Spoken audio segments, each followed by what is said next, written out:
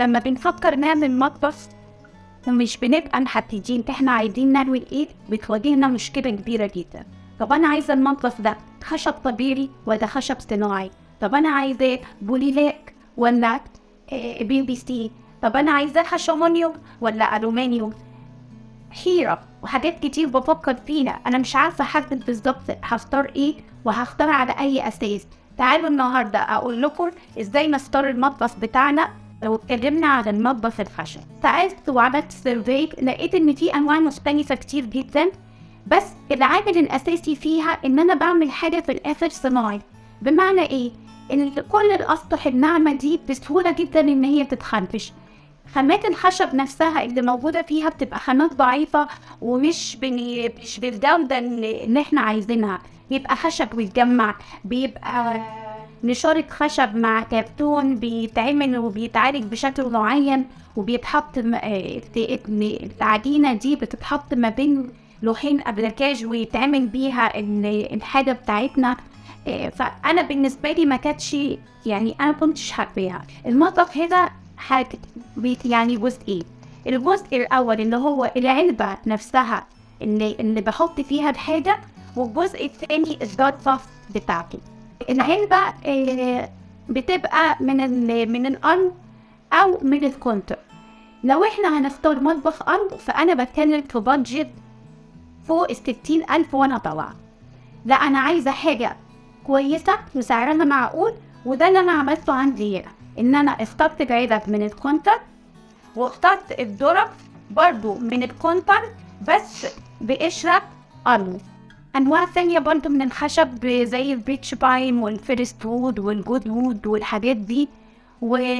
وللأسف إحنا مش بنقدر نحكم على جودة الخشب بتاعنا غير من ضمير الصنايعي اللي بيشتغل معاك. صنايعي عنده ضمير هيوريكي الحاجة من أول مرحلة هتبتدي معاه، هتروحي تشوفي الخشب شكله ايه، هيجي معاكي في المرحلة اللي بعد كده لما يصمم لك العلب بتاعة المطبخ، هيجي يوريكي برضو العلب الخامة بتاعتها ايه وهيفهمك. والمفروض ان انت تكوني واخدة بقى خبرة من حد، معلومة قريتي، بتدخلي تشوفي حاجة ان هو فعلا عاملها لك صح ولا لا، لان للأسف في غش كتير جدا في الموضوع ده. لو جينا للقوايم بتاعته، القوايم بتاعته بيفضل طبعا ان هي تكون بان، لان دي اللي بيتحمل عليها الظرف بتاعتك. والظرف لو مش متحملة على خشب كويس مع الوقت بتطلع من مكانها او بتطق. المفترض ان انا كل 5 سنين مثلا او كل 5 أو 6 سنين بعمل صيانة لمطبخي كله. بعمل صيانة، بجيب النجار بيلقط لي الحاجات اللي قشرت، اللي اتغيرت، اللي لونها اتغير، وبيبتدي يصلحها لي وبيرجع مطبخك تاني برونقه الاولاني. ايه اللي تاني ممكن يأثر على المطبخ الخشب؟ الحشرات. وطبعا دي بقى بتعتمد على شطارة ست البيت. انا ايدي في المطبخ مش بجيب عليه مية، مش بعرضه لأبخرة وحاجات كتير تخليه يبتدي يدخل له رطوبة. ده بنعالجه ازاي؟ بالشفاطات. انا لو عندي في المطبخ مساحة صغيرة بحاول ان انا اجيب شفاط فوق البوتاجاز وشفاط تاني عند الشباك يمتص لي الرطوبة اللي ممكن تأثر على الخشب. برضه عشان نتفادى نقطة ان هو يجيبه مية، دايما وانت بتعملي مطبخك فكري ان انت تعمليه مرتفع عن الارض.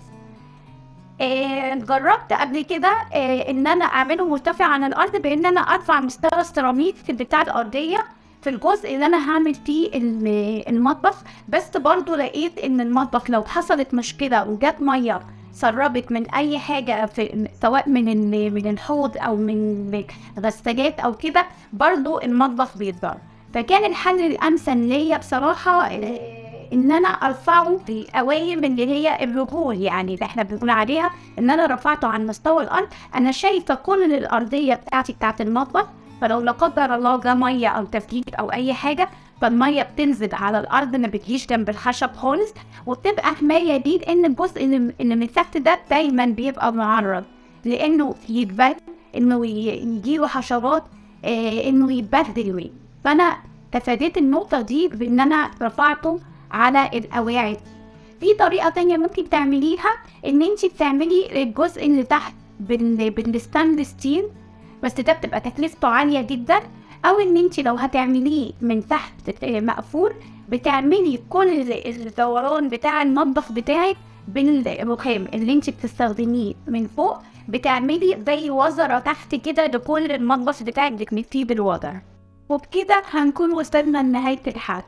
أتمنى إن أنا أكون رديت على استفساراتكم إن انتوا سألتوني عنها كتير، ولو في حد منكم محتاج إن أنا أفصل له حاجة بشكل أكتر، أو إن أنا أديله فيدباك على حاجة معينة في المطبخ، ياريت تتواصلوا معايا في الكومنتات، وأشوفكم الحلقة الجاية.